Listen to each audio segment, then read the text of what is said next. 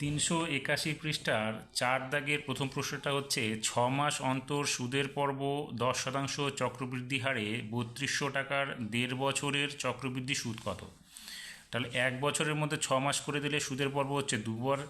তাহলে এন এখানে বছর যেহেতু 1/1/2, তাহলে এন আমাদের কত দাঁড়াচ্ছে 3/2 বছর। তাহলে আমাদের চক্রবৃদ্ধি সুদটা কত হবে, সমূল চক্রবৃদ্ধি বিয়োগ আসলটা। এখানে যেহেতু সুদের পর্ব 2 আছে, দেখবে সূত্রটা দেখবে সুদের পর্ব 2 হলে P×1 + R/2/100^2n হয়। তাহলে আমরা সেই আকারে যদি সাজাই তাহলে 3200 × 1 + R বলতে 10%, তাহলে 10/2 ভাগ 100 পাওয়ার হবে কত 2 এটা হচ্ছে পর্ব ইন্টু বছর হচ্ছে এন। এন হচ্ছে কত আমাদের 3/2, এটা লিখে দিলাম। তাহলে 2 2 কেটে যাবে, তাহলে এখানে 2 দিয়ে 10কে ভাগ করলে 5 হবে। তাহলে 3200 × 1 + 5/100 এখানে হবে 3 - 3200। এবার আমরা কি করলাম, এখানে ভিতরেরটাকে দেখো 5 দিয়ে 100কে কাটলে কত হবে, নিচে হবে উপরে 1 নিচে 20, তাহলে 1 + 1/20 হলো।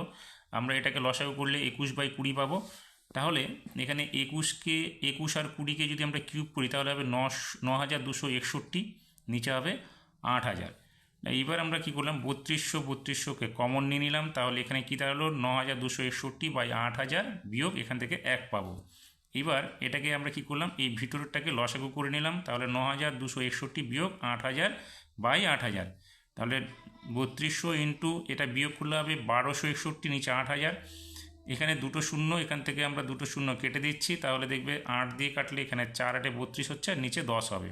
তাহলে এটা দিয়ে এটাকে গুণ করলে হবে 5044/10, অর্থাৎ 504.4 টাকা। 2 নম্বর প্রশ্নটা হচ্ছে, একটি যৌথ ব্যবসায় মহেশ ও রমেশের মূলধনের অনুপাত 2:3 এবং মহেশ ও আসিফের মূলধনের অনুপাত 3:4। বছরের শেষে 4600 টাকা লাভ হলে রমেশের লভ্যাংশ কত। দেখো এখানে মহেশ ইস্টু রমেশ হচ্ছে 2:3, আর মহেশ ইস্টু আসিফ হচ্ছে 3:4। আমরা অনুপাত দুটিকে সমান করার জন্য উভয় পদকে এখানে দেখো আমরা 3 দিয়ে গুণ করছি এবং এখানে 2 দিয়ে গুণ করছি মহেশটাকে সমান করার জন্য। তাহলে এখানে 6:9 6:8 হলো। তাহলে আমাদের কি দাঁড়ালো, মহেশ ইস্টু রমেশ ইস্টু আসিফের অনুপাতটা কী হবে 6:9 × 8। তাহলে আমাদের বছরের শেষে লাভ হয়েছে 4600 টাকা। তাহলে আমাদের উত্তরটাতে কী চেয়েছে, রমেশের লভ্যাংশ কত। তাহলে রমেশের লভ্যাংশের অনুপাত কত হবে 9। তাহলে আমরা রমেশের প্রাপ্ত লাভ কত হবে, রমেশের প্রাপ্ত লাভ হবে আমাদের হচ্ছে 4600 × 9/অনুপাত 3টির সমষ্টি। সেখানে অনুপাত 3টির সমষ্টি হচ্ছে 23 হবে। তাহলে 23 দিয়ে এটাকে কাটলে কত হবে 2, আর এখানে 0 পাবো, তাহলে হবে 1800 টাকা। 3 নম্বর প্রশ্নটাতে বলছে এ ও বি এর মান কত হলে ax² + bx - 10 = 0 হবে। যেখানে সমীকরণের বীজদ্বয় -2 ও 5/3 হবে। আমরা এখানে ধরে নিচ্ছি প্রথমটা হচ্ছে আলফা = -2 এবং বিটা = 5/3। যেহেতু এখানে দুটো বীজ বলা আছে, তাহলে আমরা লিখতে পারি আলফা প্লাস বিটা = দেখো এখানে বলেছে প্লাস এস, আমাদের কি জানা দুটো বীজের সমষ্টি সূত্র হচ্ছে -x এর সহগ বাই x² এর সহগ। তাহলে মাইনাস, এখানে দেখো মাইনাস যদি দিই তাহলে এখানে মাইনাস এখানে বি হবে। তাহলে এখান থেকে আমরা কি পাচ্ছি, দেখো এখান থেকে আমরা পাবো -b/a। -b/a হলে এখানে আলফার মান আমরা বসিয়ে দিচ্ছি -2, এখানে 5/3 থেকে গেল, আর এখানে -b/aটা থেকে গেল। এখানে আমরা কি করলাম, এটাকে যোগ বিয়োগ করলে -1 পাবো বাই 3 পাবো। এখানে মাইনাস মাইনাস কেটে যাবে, তাহলে 3 a = কী হবে 3b হয়ে যাবে। এটা আমরা 1 নং সমীকরণ বসিয়ে রাখলাম। আবার আমরা জানি বীজ দুটির গুণফলের = কী হয়, এখানে ধ্রুবক পদ বাই x² এর সহগ। তাহলে ধ্রুবক পদ হচ্ছে -10/a। তাহলে এখানে -10/a করলে কি হবে, দেখো এখানে হচ্ছে আমাদের আমরা একটাকে ধরে নিচ্ছি -2, যে আলফাটাকে ধরে নিচ্ছি, আর বিটাটা হচ্ছে কত 5/3। তাহলে -2 × 5/3 = এখানে -10/3b হয়ে গেল। এর মান কত 3b, তাহলে আমরা এখানে 3b বসিয়ে দিলাম। এবার এখানে কত হচ্ছে -10/3 হবে, এখানে -10/3b হবে। 10 -10 কেটে যাবে, তাহলে এখানে নিচ থেকেও 3 3 কেটে যাবে, অর্থাৎ বি এর মান দাঁড়াবে আমাদের শুধু 1। এবার এই বি এর মানটা আমরা 1 নং সমীকরণে বসিয়ে পেয়ে যাব। দেখো a = কত হবে 3 × 1, আর এখানে তাহলে এই বি এর মানটা বসিয়ে দিলাম। তাহলে এর মান কত দাঁড়ালো 3, অর্থাৎ এর মান দাঁড়ালো আমাদের কত 3 এবং বি এর মান 1। 4 নম্বর প্রশ্নটাতে বলেছে √5 প্লাস √2 ভাগ √7 equals to 1/7 into √35 plus √k হলে k এর মান কত। আমরা কি করলাম, প্রথমটা বাই √7 এখানে লিখে নিলাম, এটা তো প্রথমে যেটা ছিল সেটাই লিখে নিলাম এখানে। তারপরে কি করলাম, √7টাকে নিচে দিয়ে দিলাম, এখানে 7টাকে এটা নিচে দিয়ে দিলাম। এবার উভয় দিকে আমরা কি করলাম, বর্গ করে নিলাম। বর্গ করলে কি হবে, এটা একটা ফর্মুলা পড়ে যাবে a প্লাস বি হোল স্কোয়ারের ফর্মুলা, তাহলে 5 স্কোয়ার করলে হচ্ছে 5 হবে, আর এখানে কি হবে 2 ইন্টু √5 ইন্টু √2 হবে। তাহলে এখানে কি হবে আমাদের, এখানে হয়ে যাবে দেখবে 5 দুগুণে 10, আর এখানে কি হবে, আমরা বর্গ করলে কি পাচ্ছি 5, এটা √5কে স্কোয়ার করলে হবে 5, আর এখানে এটা ফর্মুলা পড়ে যাবে a square plus 2ab plus B square, তাহলে এখানে হবে 2 ইন্টু √5 ইন্টু এটা, তার মানে হচ্ছে 2 ইন্টু √10 প্লাস এখানে √2 এর স্কোয়ার করলে 2 দাঁড়াবে, আর এটাও একই রকমের দাঁড়াবে। তাহলে এখানে হবে 35 প্লাস 2 √35k ভিতরে, এবং এখানে হবে শুধু k। আর নিচে কি দাঁড়াবে, এটা স্কোয়ার করলে √7কে স্কোয়ার করলে শুধু 7 হবে, আর এখানে 49 হয়ে যাবে। এবার আমরা দেখো, যদি আমরা এটাকে এই 7 দিয়ে এটাকে গুণ করে দিই তাহলে কত হবে 35, এখানে হবে 7 গুণ 2√10 প্লাস এখানে হয়ে যাবে 14, এটা যা আছে তাই থেকে যাবে। এবারে 35 কেটে যাবে, অর্থাৎ এই জায়গার মানটা কী হবে, এটার সঙ্গে সমান হবে, আর এটার মান কী হবে, এখানে সমান হবে, অর্থাৎ কে এর মান কত পাচ্ছি আমরা 14। আর যদি এইটার সঙ্গে এটা তুলনা করি তাহলে দেখো 7 ইন্টু 2√10 ইকুয়াস টু 2√35কে 2 কেটে যাবে, তাহলে এখানে 7, আর এই যে √10 এটাকে আমরা স্কোয়ার করলে এখানে কত পাবো দেখো, 7 7 49, আর এখানে 10 পাবো, তাহলে 490। আর 35কে রুট করলে এই যে রুটটা আছে তাকে যদি বর্গ করি তাহলে শুধুমাত্র 35কে পাবো, অর্থাৎ কে এর মান কত পাবো, এখানে কে এর মান পাবো 490কে আমরা 35 দিয়ে ভাগ করলে আমরা 14ই পাবো। তাহলে আমরা দেখতে পাচ্ছি যে কে এর মান কত বেরোচ্ছে 14।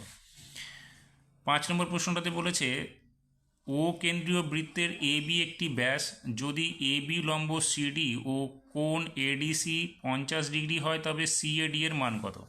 তাহলে ছবিটা হচ্ছে আমাদের এইরকম, এবি ব্যাস যার মধ্যে সিডি লম্ব হচ্ছে এবি, আমাদের কোণ বলেছে এডিসি হচ্ছে 50। তাহলে এবার আমরা যদি এসিকে যোগ করি, যেহেতু এটা লম্ব সেক্ষেত্রে আমাদের এসি এবং এডি দুটো বাহু সমান হবে, তাহলে এটা যদি 50 হয় তাহলে আমাদের এই কোণটা 50 ডিগ্রি হবে। তাহলে আমাদের এই কোণটা কত হবে, ডিএসি বা সিএডি, এটা হবে 180 ডিগ্রি থেকে এই কোণটা বাদ দিতে হবে। তাহলে 180 ডিগ্রি থেকে 50 আর 50 100 বাদ দিলে শুধুমাত্র আমাদের বেরোবে কত 80। তাহলে আমাদের উত্তরটা কত বেরোলো, সিএডি হচ্ছে 80 ডিগ্রি। এবার 6 নম্বর প্রশ্নটা কি আছে, 8 সেমি ও 3 সেমি ব্যাসার্ধ বিশিষ্ট দুটি বৃত্তের কেন্দ্রদ্বয়ের দূরত্ব 13 সেমি। বৃত্ত দুটির একটি সরল সাধারণ স্পর্শকের দৈর্ঘ্য নির্ণয় করো। তাহলে এ কেন্দ্রীয় বৃত্ত ও বি কেন্দ্রীয় বৃত্ত, তাদের একটা সাধারণ স্পর্শক হচ্ছে পি কিউ, তাহলে পি কিউর সমান দৈর্ঘ্য হবে বিসি। আমাদের এখানে বলেছে এটা হচ্ছে 8 সেমি, এ পি হচ্ছে 8 সেমি, বি কিউ হচ্ছে আমাদের কত 3 সেমি, তাহলে বি কিউর সমান হবে আমাদের সিপির দৈর্ঘ্যটা। তাহলে এসির দৈর্ঘ্যটা কত হবে, এসি হবে আমাদের 8 থেকে আমাদের 3 সেমিটাকে বাদ দিতে হবে। তাহলে এ ও বি কেন্দ্রীয় বৃত্তের কেন্দ্রদের দূরত্ব 13 সেমি, এটা প্রশ্নে দেওয়া আছে, অর্থাৎ এ বি হচ্ছে 13 সেমি। আর এপি কত 8 সেমি বললাম, তাহলে বি কিউ কত আমাদের 3 সেমি, যেটা পিসির সঙ্গে সমান হবে, অর্থাৎ পি কিউর একটা সাধারণ স্পর্শক। এক্ষেত্রে পি কিউ বিসি যেহেতু সমান, পি কিউ আমাদের P R Q B Q সমান বিসি সমান হওয়াতে আমাদের কি লিখতে পারি, এসি, আমাদের এসিটার মান কত হবে 8 সেমি থেকে 3 সেমি বাদ দিব, তাহলে আমাদের দাঁড়াবে কত 5 সেমি। তাহলে এইবার আমাদের এটা হচ্ছে, যেহেতু স্পর্শকের সঙ্গে কেন্দ্রর লম্ব অঙ্কন করা হয় সেক্ষেত্রে আমাদের এটা হচ্ছে একটা সমকোণী ত্রিভুজ, এ বি সিটা সমকোণী ত্রিভুজ, তাহলে আমাদের এটা হচ্ছে অতিভুজ, এটা হচ্ছে ভূমি, এটা হচ্ছে আমাদের লম্ব। তাহলে আমাদের বের করতে হবে বিসিটার দৈর্ঘ্য। তাহলে বিসিটার দৈর্ঘ্য কী হবে, বিসিটার দৈর্ঘ্য হবে অতিভুজ স্কোয়ার মাইনাস লম্ব স্কোয়ার। তাহলে A B square minus AC square, A বির মাইনাস কত, এ বির দূরত্ব হচ্ছে আমাদের 13, আর এটা হচ্ছে এসি 5 বেরিয়েছে। তাহলে আমরা কী করবো, 13 স্কোয়ার করলে 169 বিয়োগ 25 অর্থাৎ 144, 144কে রুট ওভার করলে হচ্ছে 12, অর্থাৎ স্পর্শকের দৈর্ঘ্য আমাদের কত হবে 12 সেমি হবে। 7 নম্বর প্রশ্নটাতে বলেছে A B CD ট্রাপোজিয়ামের A B সমান্তরাল সিডি এবং এডি ও বিসি বাহুর উপর পি ও কিউ বিন্দু দুটি এমনভাবে অবস্থিত যে পি কিউ সমান্তরাল ডিসি বা ডিসি, যদি পিডি 18 সেমি হয়, বি কিউ 35 সেমি হয়, কিউসি 15 সেমি হয়, তবে এডির দৈর্ঘ্য কত? এটা একটা ট্রাপোজিয়াম, সেক্ষেত্রে এ বি এবং সিডি সমান্তরাল পরস্পর, এবং এই যে এখানে পি কিউটা আছে সেটাও এ বির সঙ্গে সমান্তরাল আছে, এবং এমনভাবে ছেদ করেছে যেটা পি কিউ বিন্দুতে ছেদ করে এডি বাহুকে এবং বিসি বাহুকে। তাহলে এখানে মানগুলো বলা আছে, পিডি হচ্ছে 18, সি কিউ হচ্ছে 15 এবং বি কিউ হচ্ছে 35। আমাদের এটা কি হবে? এবার যেহেতু আমাদের এই দুটো বাহু সমান্তরাল, এ বি সমান্তরাল সিডি এবং পি কিউ সমান্তরাল সিডি, সেক্ষেত্রে আমরা লিখতে পারি যে পিডি বাই সি কিউ বা কিউ সি সমান চিহ্ন এপি বাই বি কিউ। তাহলে আমরা এটা লিখে নিলাম, মানগুলো বসিয়ে দিলাম। তাহলে এপি কী হবে? এপি হচ্ছে 18 গুণ 15, 35/15। তাহলে 35 গুণ 18/15 আমরা কাটাকাটি করলে কী পাবো? দেখো এখানে আমরা 5 দিয়ে যদি কাটি এটা হবে 3, এখানে হবে কত? 7, আর 3 দিয়ে এটাকে কাটলে হবে 6, 6 সাথে 42, অর্থাৎ এপির মান কত বেরোলো? 42। তাহলে এটা 42 হলো। পুরোটার মান কত হচ্ছে? 18, আর এখানে 42 যোগ করবো, হয়ে যাবে আমাদের 60। 8 নম্বর অঙ্কটাতে বলেছে sine 2 theta equals to cos 4 theta হলে টেন 3 থিটা এর মান কত? আমরা এটা লিখে নিলাম, sine 2 theta equals to cos 4 theta. এখানে আমরা কি করলাম? কস 4 থিটাটাকে পুরো কোণে ভাঙালাম। তাহলে এখানে কী হবে? কস 4 থিটার পরিবর্তে আমরা লিখলাম sign into 90 degree minus 4 theta. এবার উভয় দিক থেকে সাইনটাকে সরিয়ে দিলে 2 theta equals two 90 degree minus 4 theta হবে। 4 থিটাটা এদিকে নিয়ে আসলে কী হবে? 2 theta plus 4 theta equals two 6 theta হবে। তাহলে 6 থিটা ইকুয়াস টু 90 ডিগ্রি, অর্থাৎ থিটার মান কত বেরোবে? 15 ডিগ্রি। তাহলে এখানে কি বলেছে? টেন 3 থিটা, তাহলে 10 3 ইন্টু 15, তাহলে 3 15 45 ডিগ্রি হবে। 10 45-এর মান হচ্ছে 1, তাহলে উত্তরটা আমাদের হলো 1। 9 নম্বর প্রশ্নটাতে বলেছে এ বি সি সমকোণী সমদ্বিবাহু ত্রিভুজের কোণ বি সমকোণ এবং ডি এসি বাহুর মধ্যবিন্দু হলে সাইন এ বি ডি এর মান কত? এখানে দেখো এই যে একটা ছবিটার মধ্যে এ বি সি ত্রিভুজ, যার হচ্ছে এই কোণটা 90 ডিগ্রি। তাহলে এটা যদি 90 ডিগ্রি হয়, এই বাহুটা সমান এই বাহুটা, তাহলে আমাদের এই কোণটা এবং এই কোণটা উভয় কোণ কী হবে? 45 ডিগ্রি করে হবে। এবার বলেছে ডি হচ্ছে এসি বাহুর মধ্যবিন্দু, তাহলে ডি আর বি যদি যুক্ত করা হয়, তাহলে যেহেতু মধ্যবিন্দু, তাহলে এই কোণটা আমাদের কী হবে? 90 ডিগ্রি হয়ে যাবে। তাহলে এটা যদি 90 ডিগ্রি হয়, তাহলে এটা 45 ডিগ্রি, তাহলে এটাও আমাদের কত বেরোলো? 45 ডিগ্রি বেরোলো। তাহলে সাইন এ বিডি, অর্থাৎ এ বিডি, এটা 45 ডিগ্রির সাইন 45-এর মান বের করতে হবে। তাহলে আমরা কী লিখবো এখানে? সাইন এবিডি, কোণ এবিডি ইকুয়াস টু সাইন 45, অর্থাৎ সাইন 45-এর মান কত বেরোবে আমাদের? 1/√2। এবার 10 নম্বর অঙ্কটাতে কি আছে? সম আয়তন বিশিষ্ট দুটি আয়তঘনের দৈর্ঘ্যের অনুপাত 2:3 এবং প্রস্থের অনুপাত যদি 3:4, প্রথমটির উচ্চতা 10 সেমি হলে দ্বিতীয়টির উচ্চতা কত? তাহলে এখানে আমরা ধরে নিচ্ছি আয়তঘন দুটির হচ্ছে দৈর্ঘ্য যথাক্রমে, এখানে যেহেতু বলেছে 2:3, তাহলে প্রথমটার দৈর্ঘ্য 2x এবং দ্বিতীয়টার হচ্ছে 3x, এবং প্রস্থের অনুপাত কত? 3y এবং 4y ধরে নিচ্ছি। প্রথমটার উচ্চতা দেওয়া আছে 10 সেমি, আমরা ধরে নিচ্ছি দ্বিতীয়টার উচ্চতা হচ্ছে 8 সেমি। তাহলে আমাদের সূত্র কি আছে? আয়তন এখানে সমান বলেছে, তাহলে আমরা প্রশ্ন অনুসারে লিখতে পারি প্রথমটির আয়তন সমান চিহ্ন দ্বিতীয়টির আয়তন। তাহলে আয়ত ঘনকের আয়তন হচ্ছে দৈর্ঘ্য ইন্টু প্রস্থ ইন্টু উচ্চতা, তাহলে 2x ইন্টু এখানে 3y ইন্টু 10, যেহেতু প্রথমটির উচ্চতা হচ্ছে 10, সমান চিহ্ন এখানে দ্বিতীয়টার হচ্ছে 3x into 4y into h। এবার কী করলাম? h ইকুয়াস টু কী হবে? 2x into 3y into 10/3x into 4y। তাহলে 3 3 কেটে যাবে, 2 দিয়ে এখানে 4কে কাটলে 2 হবে, x কেটে যাবে, y কেটে যাবে, 2 দিয়ে 10কে ভাগ করলে 5 হবে, অর্থাৎ h এর মান কত বেরোবে? 5। তাহলে আমরা পেয়ে গেলাম দ্বিতীয়টির উচ্চতা হচ্ছে 5 সেমি।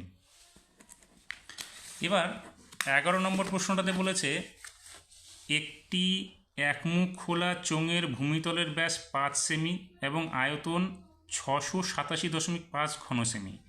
ওই চোঙের মধ্যে চোঙের সমান ব্যাসার্ধ বিশিষ্ট কতগুলো মার্বেল রাখা যাবে? এখানে বলছে সমান ব্যাসার্ধ বিশিষ্ট। এবার আমরা ধরে নিচ্ছি যে চোঙের উচ্চতা 8 সেমি, ব্যাস 5 সেমি বলেছে, তাহলে ব্যাসার্ধ কত হবে? 5/2 সেমি হবে।